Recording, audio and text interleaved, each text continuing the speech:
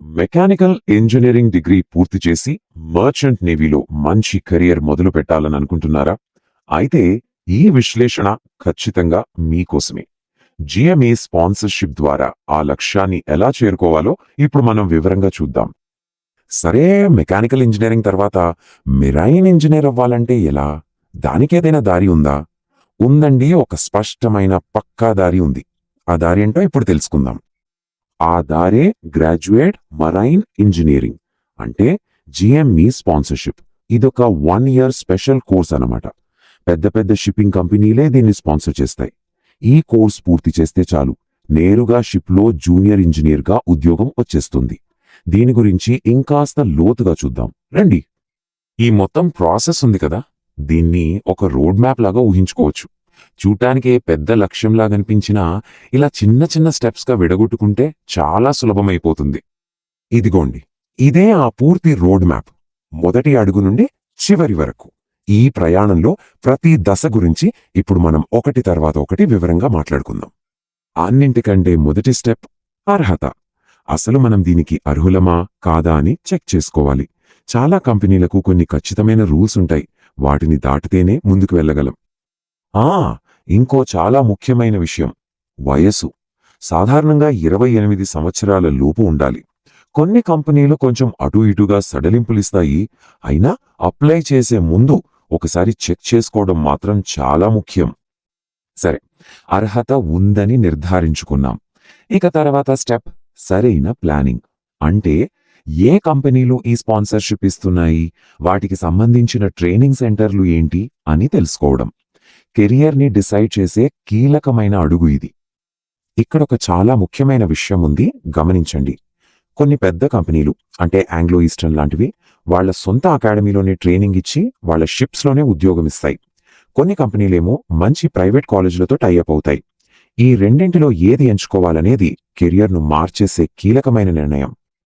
అప్లికేషన్లు పంపించాక అసలైన ఛాలెంజ్ మొదలవుతుంది. అదే సెలెక్షన్ ప్రాసెస్. ఇది ఒకదాని తర్వాత ఒకటి వచ్చే ఎన్నో దశల సవాలన్నమాట. బెస్ట్ క్యాండిడేట్స్ని ఫిల్టర్ చేయడానికే దీన్ని ఇంత గట్టిగా డిజైన్ చేశారు. ఈ సెలెక్షన్ ప్రాసెస్ సాధారణంగా ఈ ఆర్డర్లోనే ఉంటుంది.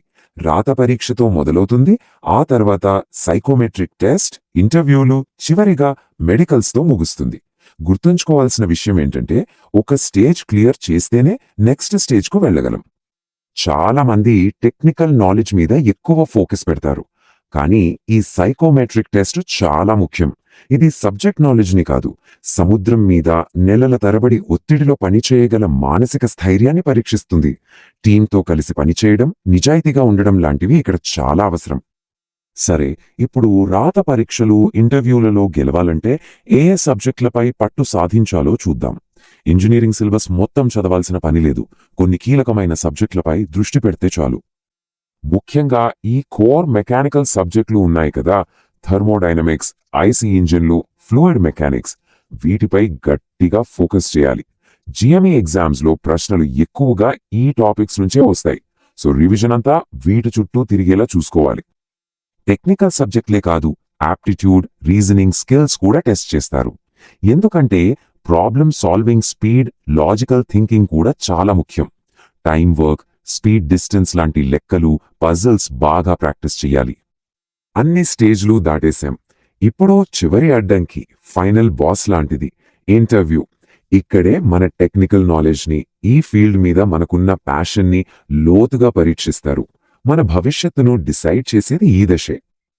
సాధారణంగా 2 రకాల ఇంటర్వ్యూస్ ఉంటాయి. ఒకటి టెక్నికల్, రెండు హెచ్ఆర్. టెక్నికల్ ఇంటర్వ్యూలో ఎక్కువగా ఫైనల్ ఇయర్ ప్రాజెక్ట్ గురించి, మనకు బాగా నచ్చిన సబ్జెక్టుల గురించి అడుగుతారు. అది హెచ్ఆర్ ఇంటర్వ్యూలో అయితే మనం ఈ జాబ్కు ఎందుకు కరెక్ట్ అని తెలుసుకోవడానికి ట్రై చేస్తారు. రెండింటికి ప్రిపరేషన్ వేర్వేరుగా ఉండాలి.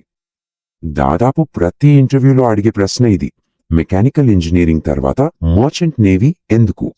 దీనికి సమాధానం చాలా తెలివిగా ఇవ్వాలి. కేవలం మెషిన్స్ అంటే ఇష్టం అని చెప్తే సరిపోదు. నెలల తరబడి ఫ్యామిలీకి దూరంగా ఉండటం, ఒంటరితనం లాంటి కష్టాల గురించి కూడా మనకు తెలుసని, వాటికి మానసికంగా సిద్ధంగా ఉన్నామని వాళ్లకు నమ్మకం కలిగించాలి. అలాగే మీ గురించి చెప్పండి అని అడిగినప్పుడు కూడా ఈ సింపుల్ ఫార్ములాను ఫాలో అయితే బాగుంటుంది. పేరు, ఊరితో మొదలుపెట్టి ఇంజనీరింగ్ బ్రాంచ్ పర్సెంటేజ్ చెప్పి ప్రాజెక్ట్ గురించి సింపుల్గా వివరించి ఫైనల్గా మెరైన్ ఫీల్డ్పై మనకున్న ఆసక్తిని కనెక్ట్ చేస్తూ ముగించాలి. ఇలా చెప్తే మంచి ఇంప్రెషన్ పడుతుంది. చివరిగా మనం తీసుకోవాల్సిన ఒక స్ట్రాటజిక్ నిర్ణయం ఉంది. AMEA లేదా GIMS లాంటి ఇన్-హౌస్ అకాడమీలను ఎంచుకుంటే జాబ్ దాదాపు అదే కంపెనీలో గ్యారంటీ. లేదు నాకు ఇంకా ఆప్షన్స్ కావాలి అనుకుంటే సిమ్స్ లేదా IMS గోవా లాంటి ప్రైవేట్ కాలేజీలలో చేరితే చాలా కంపెనీలు వస్తాయి. మనకు చాయిస్ ఉంటుంది. మన ప్రాధాన్యత ఏంటో మనమే డిసైడ్ చేసుకోవాలి. చూశారు కదా, మెరీన్ ఇంజనీర్ అవ్వడానికి కావలసిన బ్లూ ప్రింట్ మన ముందుంది. దారి క్లియర్గా ఉంది. కానీ ఈ దారిలో నడవడానికి కావలసిన క్రమశిక్షణ, పట్టుదల ఉన్నాయా అన్నదే అసలైన ప్రశ్న. అంకిత భావంతో ప్రిపేర్ అయితే సక్సెస్ మనదే.